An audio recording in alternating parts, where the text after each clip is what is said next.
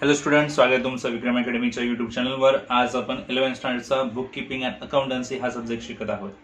Topic आहे fifth subsidiary books. याच्या आधी आपण कॅशबुक पाहिलेलं आहे. आज आपण पीटी कॅशबुक पाहणार आहोत. तर पीटी कॅशबुक काय असणार आहे ते आपल्याला आधी लक्षात घ्यायचं आहे, मग आपण इथे फॉर्मॅट पाहणार आहोत. पीटी या शब्दाचा अर्थ होतो स्मॉल. आता हे कशाच्या संदर्भात असणार आहे? मोठ्या मोठ्या ऑर्गनायझेशनमध्ये खूप वेळा बहुतेक डिपार्टमेंटमध्ये स्मॉल स्मॉल एक्सपेन्सेस होतात. असे स्मॉल एक्सपेन्सेस छोट्या अमाऊंटमध्ये असतात आणि हे नॉर्मल लेजरमध्ये लिहिणं राहतं किंवा विसरून जातं, किंवा असे छोटे एक्सपेन्सेस लिहिण्यासाठी एक स्पेशल अकाउंट बनवलं जातं. सो स्मॉल स्मॉल एक्सपेन्सेस लिहिण्यासाठी एक सर्टन अमाऊंट कॅश म्हणून बाजूला काढली जाते आणि त्याच्यातून ते स्मॉल स्मॉल एक्सपेन्सेस केले जातात. आता असे स्मॉल एक्सपेन्सेस कोणते असतात? तर नॉर्मली स्टेशनरीचा एक्सपेन्स असू शकतो, पोस्टेज एक्सपेन्स असू शकतो, टेलिग्रामचा एक्सपेन्स असू शकतो, रिफ्रेशमेंटचा एक्सपेन्स असेल, कन्व्हेयन्सचा असेल, ट्रॅव्हलिंगचा असेल. तर असे छोटे छोटे एक्सपेन्सेस असतात, ते या सर्टन अमाऊंटमधून पेड केले जातात. मग स्मॉल एक्सपेन्सेस पेड करण्यासाठी जी कॅश सेपरेट काढली जाते आणि त्याला जे मेंटेन केले जाणारं बुक आहे ते आहे पीटी कॅश बुक. आणि आपल्याला तेच इथे पाहायचं आहे कशा पद्धतीने बनवावं लागेल. तर अॅनालिटिकल पीटी कॅशबुक आपण बनवणार आहोत, ज्याच्यामध्ये फॉर्मॅट काही अशा पद्धतीने असेल. पहिला कॉलम आहे अमाऊंट रिसिव्ड. इथे अमाऊंट येणार लिहायची आपल्याला. टू आपण म्हणणार आहोत कॅश टू बँक असं म्हणणार आहोत आणि ती अमाऊंट इथे येईल. सीबीएफ कॉलम जो आहे कॅशबुक फोलिओ, इथे काही लिहायचं नाहीये. डेट जे असेल ते आपण लिहिणार. ओके, 3 कॉलम्स आले. इथे पर्टिक्युलर कॉलमने आपल्याला डिटेल लिहावी लागेल. नॉर्मली मॅक्झिमम ट्रान्झॅक्शन जे आहेत ते एक्सपेन्सचे असणार आहेत, स्मॉल स्मॉल एक्सपेन्सेस, जसं की by carriage, by conveyance, by travelling. तर ते इथे आपण लिहिणार आहोत. ठीक आहे. वाउचर नंबर हा सुद्धा असाच कॉलम असेल, याच्यात काही आपण लिहिणार नाही आहोत. अमाऊंट इथे येणार आहे की आपण टोटल अमाऊंटचे ट्रान्झॅक्शन्स काय केलेले आहेत. ठीक आहे. नंतर हे काही कॉलम्स आहेत जे आपल्याला बनवावे लागतील. इथे मी प्रिंटिंग कॉलम बनवलेला आहे, पोस्टेजसाठी, कॅरेजसाठी. जेवढे एक्सपेन्सेस असतील त्याप्रमाणे आपल्याला इथे कॉलम्स बनवावे लागतील. सो इथे मी 3च कॉलम बनवलेले आहेत आणि इथे आणखीनही कॉलम येऊ शकतात, इन्क्रीज होऊ शकतात. सो फॉर्मॅटमध्ये कॉलम्स ॲड लेस होत राहतील. जे मी टिक मार्क केलेले आहेत ते फिक्स आहेतच. इथे येणारे कॉलम आणखीनही वाढू शकतात. LF कॉलम फिक्स असणार आहे. शेवटी लेजर अकाउंटचा एक कॉलम येणार आहे, जिथे आपल्याला लेजरचे बॅलन्स लिहावे लागतील. तर हा एक छोटासा फॉर्मॅट तुमच्या समोर बनवला आहे अॅनालिटिकल पीटी कॅशबुकचा. आता आपण प्रॉब्लेम सोडवणार आहोत पीटी कॅशबुकचा. ठीक आहे. तर टेक्स्चुअल प्रॉब्लेम आहे, सॉल्व्ह केलेला आहे आणि हा प्रॉब्लेम आपण इथे सोडवणार आहोत. त्यासाठी मी फॉर्मॅट कशा पद्धतीने ड्रॉ करतोय तसंच तुम्हाला करायचं आहे. ठीक आहे. ओके स्टूडेंट्स, इलस्ट्रेशन 1 सॉल्व करना है, page number 141.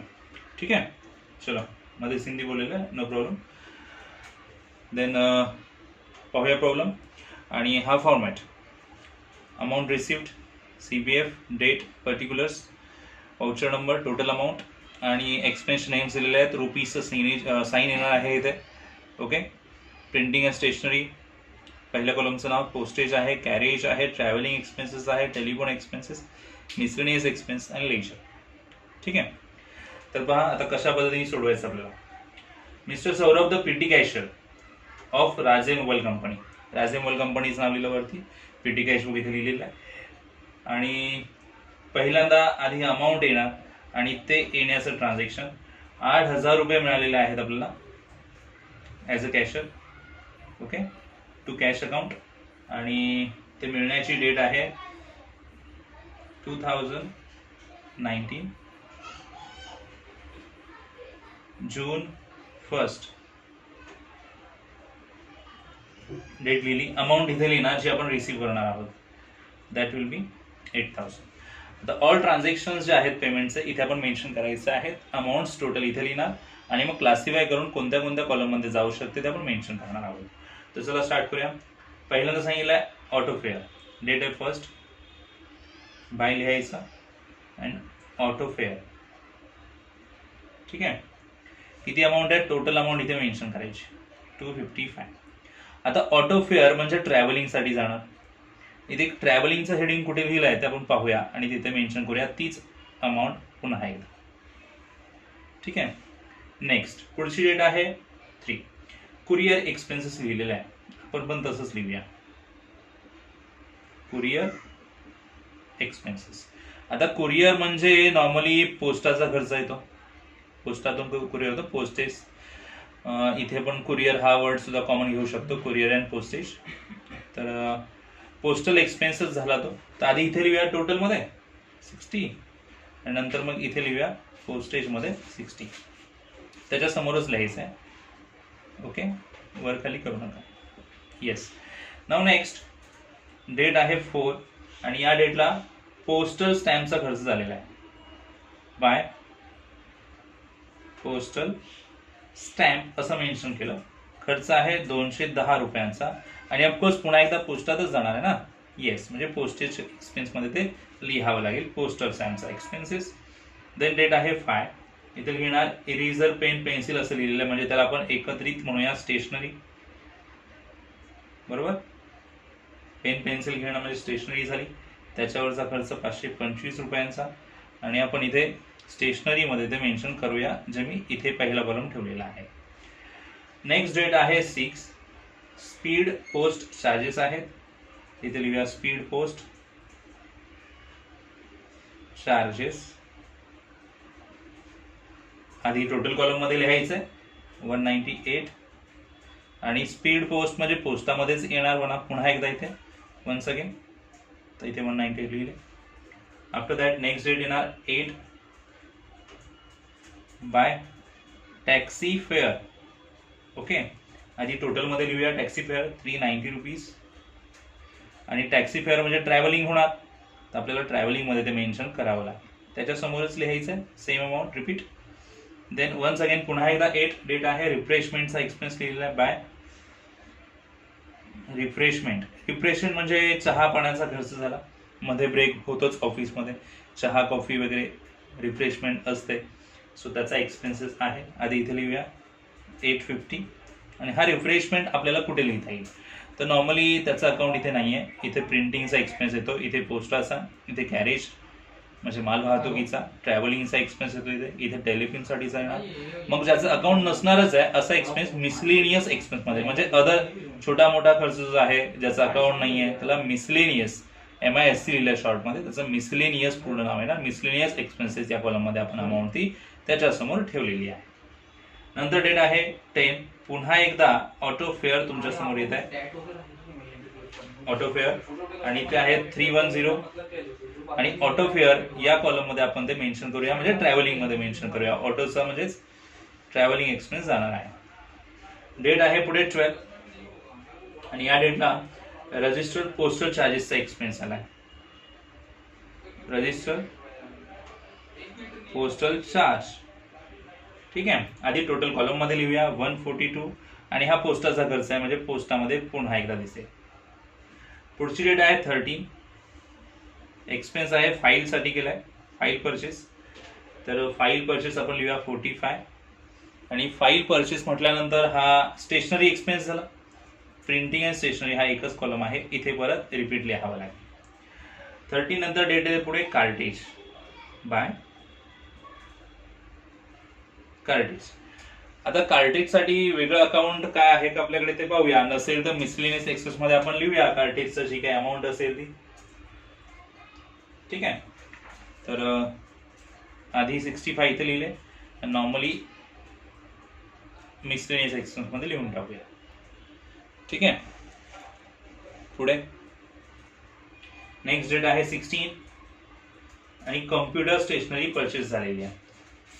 Computer stationery purchase झालेली आहे ते आपल्याला इथे लिहावे लागेल बाय कम्प्युटर स्टेशनरी म्हणून.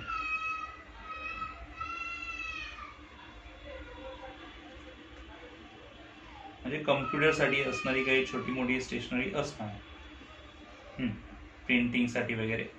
ओके, तर ही कम्प्युटर स्टेशनरी आहे 1650 रुपीजची, इथे लिहिले 1650 आणि कम्प्युटर स्टेशनरी प्रिंटिंग आणि स्टेशनरीमध्येच ते जायला हवं, स्टेशनरी म्हटलेलं आहे ना सगळं इथे. ठीक आहे,